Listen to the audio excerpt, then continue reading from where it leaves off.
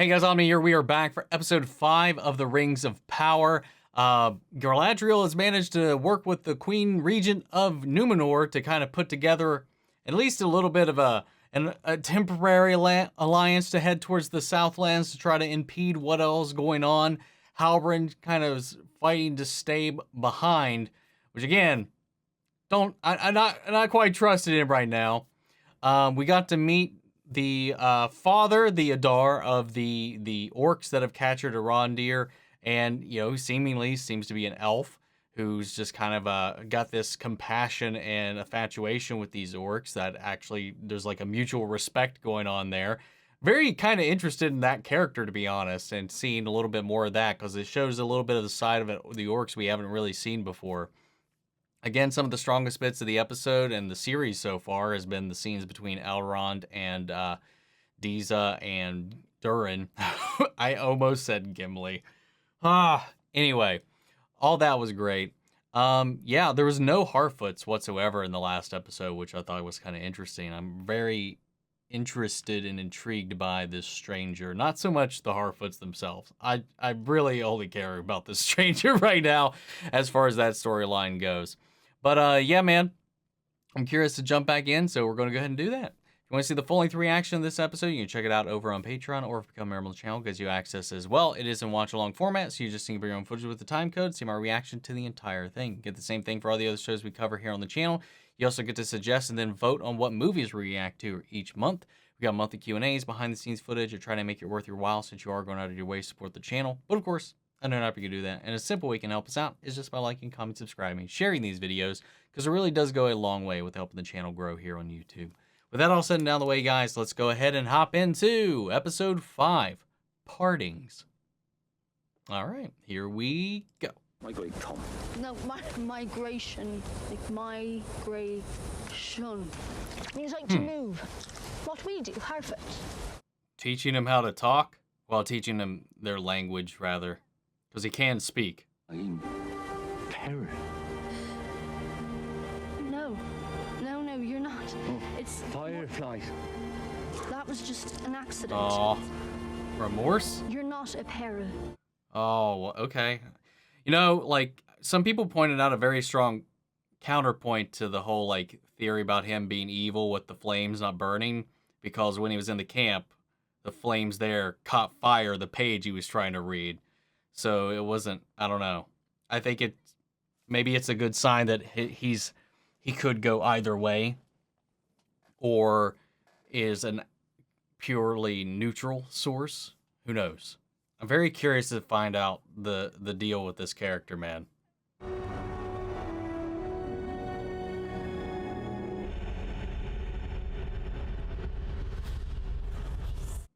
The fuck?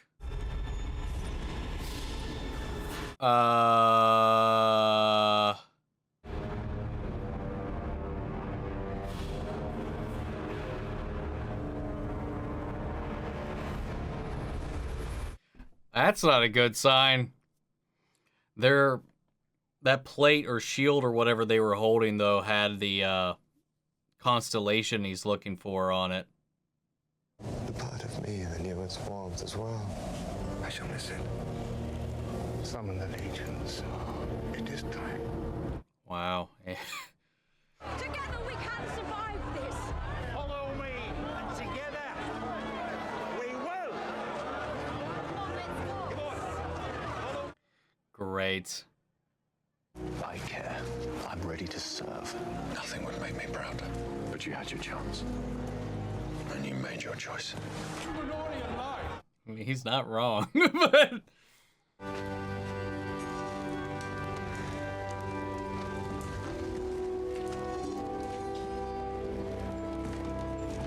It's a nice blade.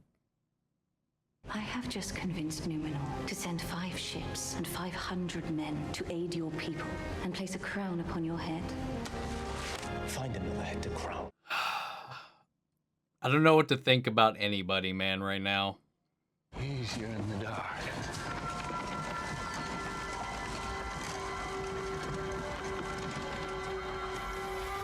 Oh, great.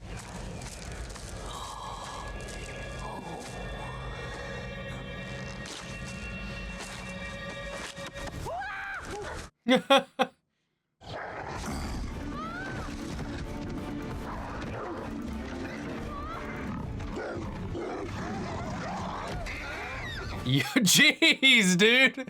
He just fucking grabbed it.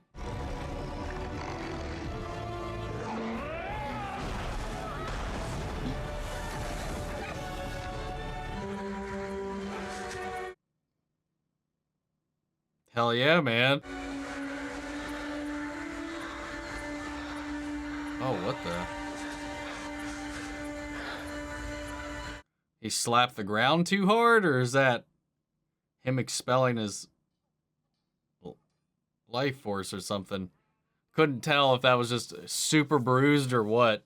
We will see who can score flesh. Anyone that does, I will promote to lieutenant.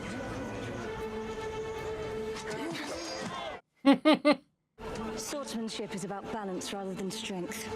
Fight with your feet, not your arms.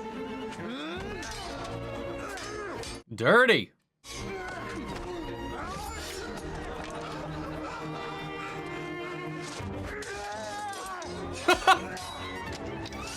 Dude, he almost took his buddy's head off.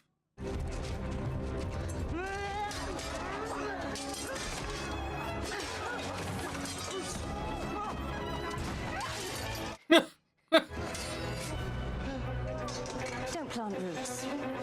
Keep moving. Well done, Lieutenant.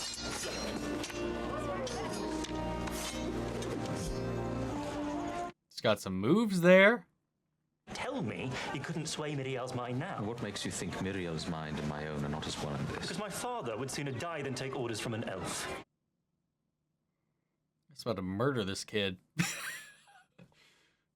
Soon we will save the low men of Middle-earth, lift them up, and give them the king they've long awaited. A king who will be forever in our debt.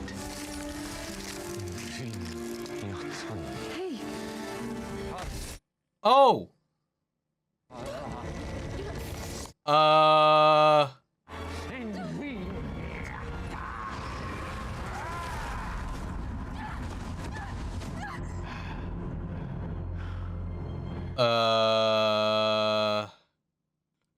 I don't know what's going on, man.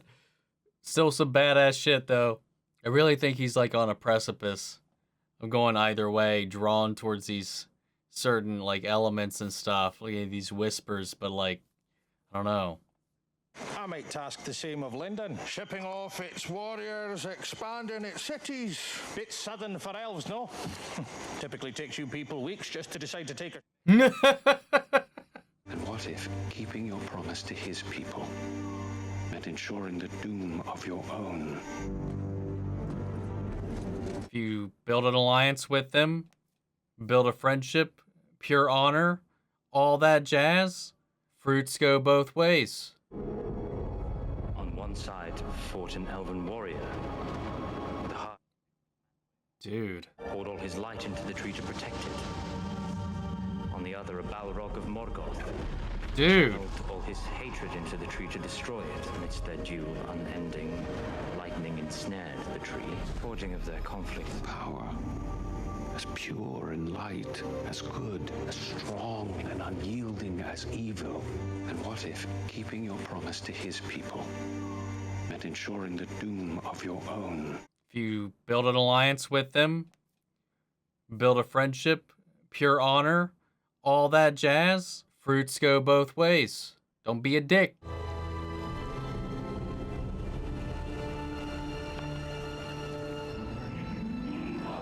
I mean, I don't know what the right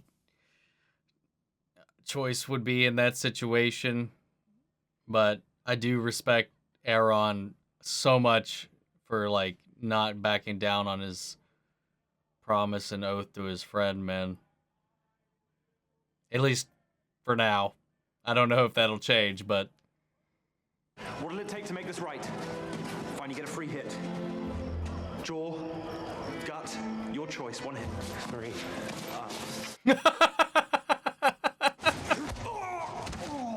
God damn.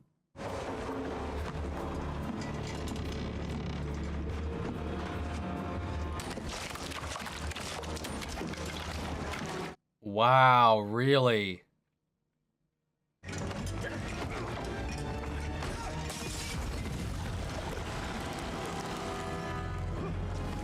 Oh!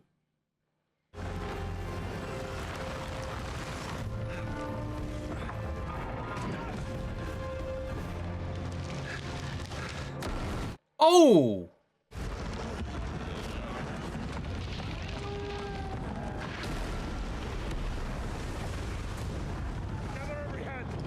How did he get multiple boats? I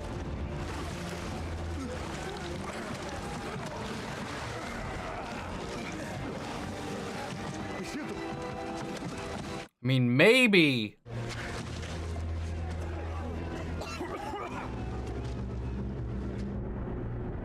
We have reason to suspect a passing Brit. Maybe debris from one landed on the other, but that would imply he would have had to have also, for that type of chain reaction, that he would have had to have already leaked the other boat. Enough to saturate every last elf in the light of the Valar once more. And yes, it very well could be. That's quite the decision to have to make. Not to go, asking him, imploring him, why must it be him? And you know what he said? Because he was the only one who could do it. After that conversation he had with Durin in the last episode, that probably was a pretty effective speech. And together let us fight them. Not so long ago, men like me were fighting alongside them. Men like you, not you yourself. You don't know him.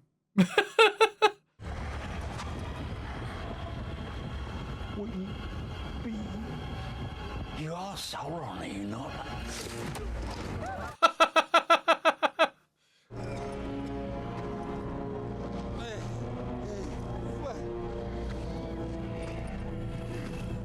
I'll serve you then.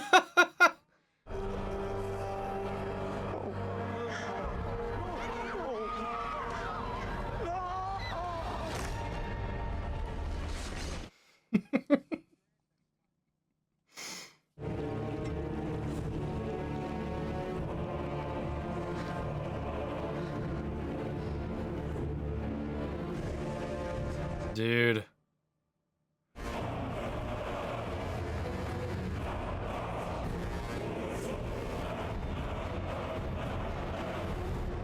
Yeah, man, I ain't looking good, dude.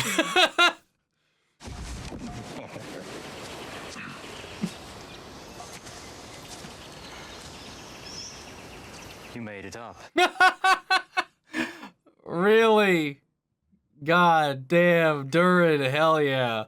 That's hilarious. Ah, come on, it's not that heavy. It is not the weight of the table that burdens me. So why don't you come out with it? Because a burden shared may either be halved or doubled, depending on the heart that receives it. Weird. Enough with the quail sauce. Give me the meat and give it to me raw. Phrasing. Swept away by the tides of time forever.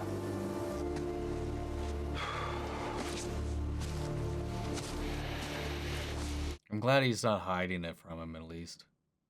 So the fate of the entire elven race is in my hands. So it would appear. Say that again. The fate of the entire elven race. He's savoring it.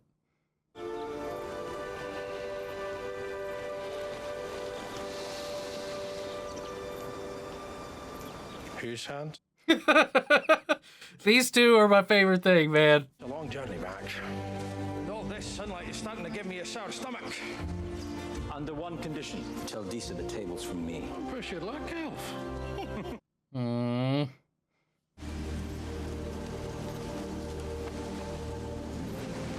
You hiding anything else? Lord Halbrand, the Queen Regent summons you. What you gonna do, bud?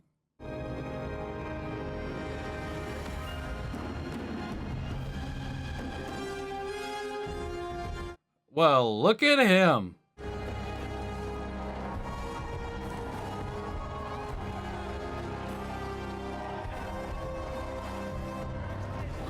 So did he throw it down and go back and grab it, or did he throw it down, leave, and somebody else grabbed it? Dude, I love that armor.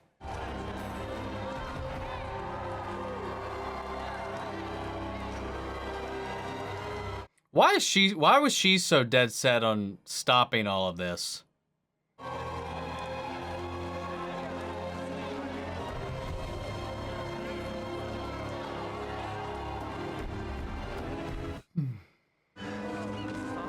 Look, his father secured him a post. Again. Earn mine. Same as you. Kinda. Report to the Horsemaster. Thought I was in cavalry. You are. Stable sweep.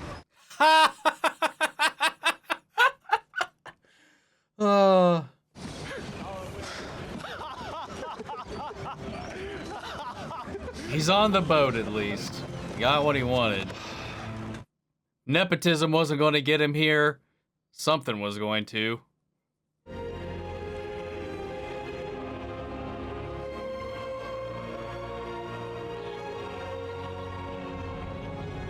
Where did she get her elven armor from? She abandoned that. Did they just have some perfectly fitted laying around for her?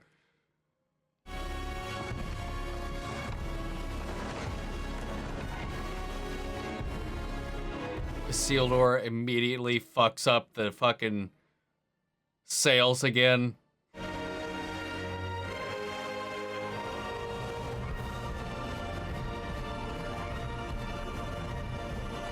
All right, here we are. Things have finally got it going. All right, that was a pretty solid episode overall. We actually touched on every storyline this time. You know, the Stranger thing, I still don't know where to land with it. There's so many like contradictions floating about that I really don't know where to land on it. Like the only thing I'm almost certain of that he's not is Sauron, because that just doesn't make any sense to me with what was set up prior and his arrival. You know, he seems to be, like I had mentioned, like I don't know. You know, we had that comment immediately following the statement from Galadriel in the first episode about fire, and evil, and not being able to burn. And that was kind of like something they kind of showed on. Maybe it's because I kind of posited that earlier in the reaction, assuming that's in the edit, at least, that survives the edit, that maybe he's like teetering, like he is a force of nature. He is a being. Essentially, he is, like I've been saying, maybe a Maiar of some kind. Maybe not one of the wizards. Maybe not. I don't know. Again, that timeline doesn't jive, but of course we know they're changing things, so that could be still in play. And with this being the first arrival, maybe he's just not in tune with his powers, like he's being drawn into these different elements every now and then when certain things kind of play out. And he's not meaning to do harm, but he's like kind of drawn toward it.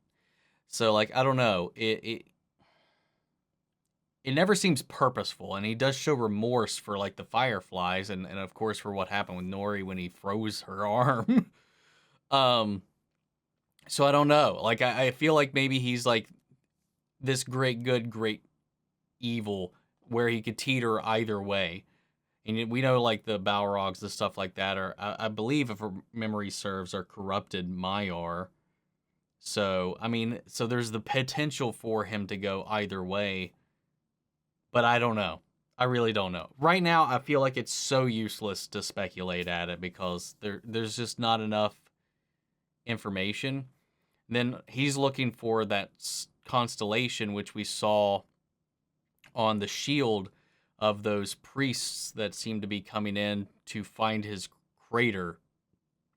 And if I remember right, I don't know if that was speculation or if it was confirmed that those are priests of Morgoth. And if that is the case and they are after him, it could be either out of, you know, preventative measures to maybe try to stamp him out. You know, maybe they see him as a threat. Maybe he's a tool for them. Maybe he was summoned by them. Maybe, I don't know. Maybe, I don't know. Because there's the kind of theory that maybe he's a pre-proto, like, Balrog or something like that, and maybe he's just going to get corrupted. Or maybe they're going there to intercept him, to turn him into one, to corrupt him. And he's right now in this state of, like I was saying, like, where he could go either way depending on who finds him first. You know? Kind of like if Superman had landed in Lex Luthor's lawn instead of the Kents or something like that, you know? Not Lex, Lionel. So I don't know. It all just depends on who he is and what they plan on doing with this character. Similarly, we saw Galadriel and... Well, not so much Galadriel. Galadriel's mind's been made up this entire time on what she's doing. But Halbrand, who's kind of been running from his past. You know, he wanted to stay in Numenor for a new start. To kind of put all that behind him out of shame, guilt, whatever. And just kind of running from that. But then now, after this kind of rousing eye-to-eye, heart-to-heart with Galadriel about why she's doing what she's doing and why she's so steadfast in it, you know, he kind of found a little bit of a resolve in himself. So I'm still not giving up on him being Sauron, but I feel like the way he's been behaving doesn't lead me to believe that as much right now, because he definitely did not want to go until he had that conversation. I feel like if he was wanting to return, he would have already done that by now. I don't know, maybe not. But a lot of what we've seen prior with his quickness to anger and his quickness for violence shows like exactly what he was talking about here. That he's not completely innocent. You know, he's not completely altruistic in any stretch of the imagination. He bent the knee to survive. You know, as we're seeing with some of the people in the Southlands now are doing so, and it's not going exactly how they saw. You know, old dude had to axe that kid to show his loyalty. We're assuming that. The way it was cut definitely kind of implied that. Now the ones that initially have chosen to kind of fight are kind of second guessing whether or not that's going to be the case or if that's the smart move because of one, their decision, and then this artifact that Theo has revealed to the rest of them after this great little heart-to-heart between him and Arondir. I really like that moment because I think Arondir's his dad. That's where I'm leaning with that. So I don't know. Could be wrong, but that's I'm claiming a stake in that one. I don't remember if I've mentioned that before or not, but I think that's the case. But that they found this mural in this tower, which was mentioned in the war plans on Numenor. It was like, we imagine if they did have to retreat from anywhere, they'd converge at the tower. So the Numenorians on their way, seems to be that's where they're going to at least be going first. So however long it takes them to sail these seas, we could see, you know, Bronwyn and Arondir and Theo and all them kind of getting laid siege to. And then, lo and behold, here is the Numenorians coming in to, like, wreck shop and be their little, like, you know, look to the light. We're here. Blah, blah, blah. Gandalf arrives.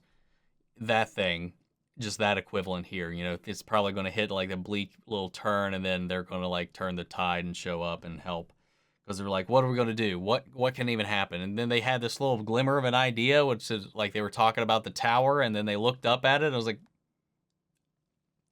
I don't know what the fuck they're planning, unless it is to collapse the tower onto the hordes. But I don't know what good that'll do. They're at the top of a waterfall. Why would they be climbing the water or be below that? I don't know what that was supposed to indicate at all. What kind of stratagem was going to come with that. But I'm fascinated with this elf that is leading these orcs. I really want to know more about that character. And like why he's sided with them, why he's willing to like forgo the sun. And he was like, I wish you guys could feel it like I do, but it just burns the orcs. Like he's still got this companionship, this compassion for them, but he knows that whatever he's doing and seeking out is just going to blot out the sun completely. And this will be, should he succeed, the last time he feels the sun on his skin. So I really want to know more about that character.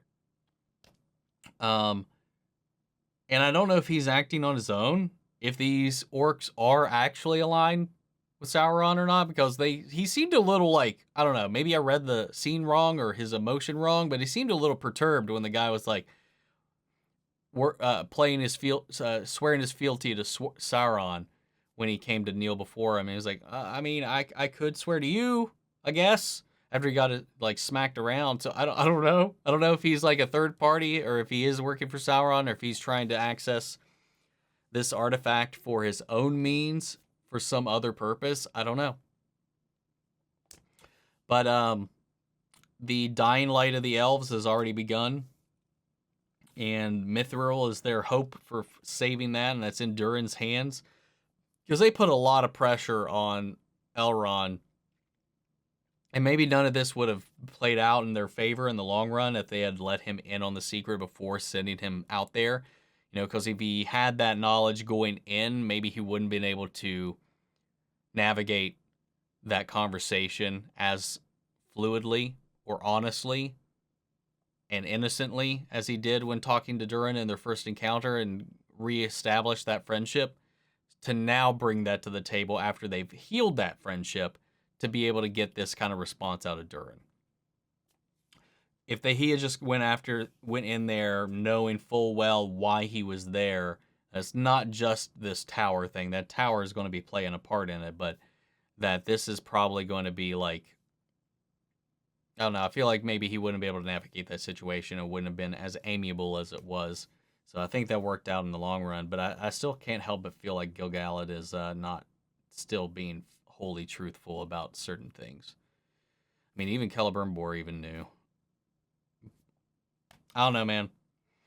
I gotta say, like, the whole, out of all the plot lines, I don't really know. That one is still my favorite. Easy. I love seeing it every time we check in on it. You know, the actors playing Durin and Elrond and that chemistry and the way their friendships written and their interactions, it's just so endearing and fun to watch. Even down to like the talking shit of the elves and stuff when Durin was at that table. And that whole spiel about that slab of rock was just bullshit, just so he could poke some fun and play a prank on the elves and whatever. That was great. That little reveal at the end. Because I was like thinking, I was like, oh, he was just bullshitting them when he let off that chuckle when they started to slip and almost dropped it. Because I was like, if it was as important as he had seen, why would he have laughed at them almost busting it, dropping it, and breaking it? It was like that was a huge tell that, oh wait, this whole thing was a prank.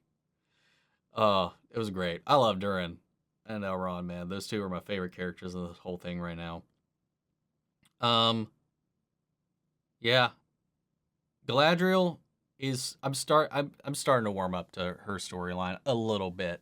The more she opens up, between her and the Harfoot stuff, I think those are some of the ones I'm not as strongly invested in.